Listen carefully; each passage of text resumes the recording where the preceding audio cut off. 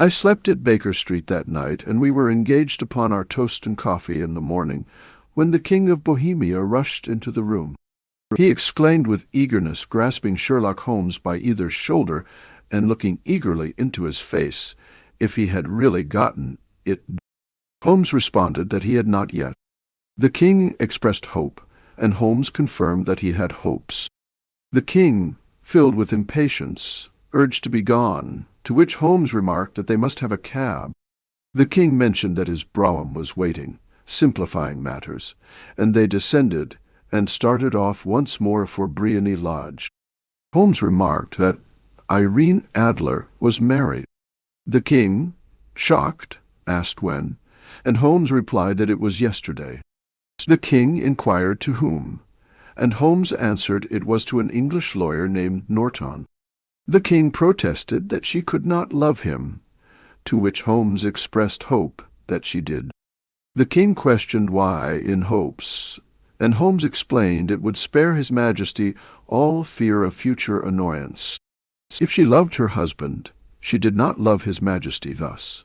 There was no reason for interference with his plans. The king acknowledged the truth, but lamented she was not of his own station, pondering what a queen she would have made.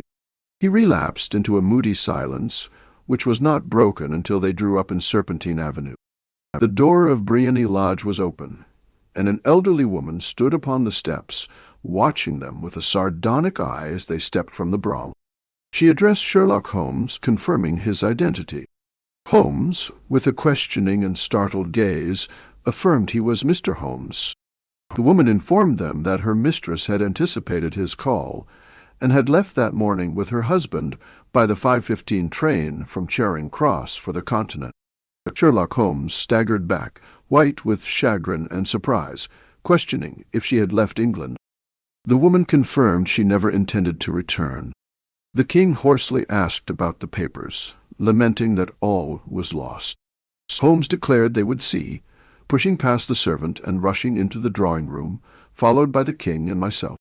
The furniture was scattered about, with dismantled shelves and open drawers, indicating a hurried ransacking before her flight. Holmes rushed to the bell-pull, tore back a small sliding shutter, and, plunging in his hand, pulled out a photograph and a letter. The photograph was of Irene Adler herself in evening dress, and the letter was superscribed to Sherlock Holmes, S.Q., to be left till called for. Holmes tore it open, and they all read it together. It was dated at midnight of the preceding night, and ran in this way. Irene Adler wrote to Sherlock Holmes, acknowledging his skill in taking her in completely until after the alarm of fire. She described how she had been warned against him months ago, knowing the king would employ him. Despite this, she had revealed what he wanted to know. Even after becoming suspicious, she found it hard to think ill of him in disguise. She explained how she followed him to his door, confirming her interest to Holmes, and then visited her husband. They concluded that flight was the best option when pursued by such an antagonist, leaving the nest empty. As for the photograph, her client could rest in peace since she loved, and was loved by a better man than the king. She assured the king could act without hindrance from her, keeping the photograph as a safeguard. She left a photograph for Holmes and signed off as Irene Norton, nonne Adler. The King of Bohemia, upon reading the letter, praised Irene Adler, lamenting that she was not on his level and what a queen she would have made. Holmes, coldly, remarked that from what he had seen, she seemed to be on a very different level to the king. He apologized for not bringing the king's business to a more successful conclusion. The king declared that nothing could be more successful, trusting Irene's word and feeling the photograph as safe as if it were in the fire. Holmes expressed gladness at the king's sentiment. The king offered a reward, extending an emerald snake ring. Holmes expressed a preference for the photograph. The king, amazed, confirmed his request for Irene's photograph.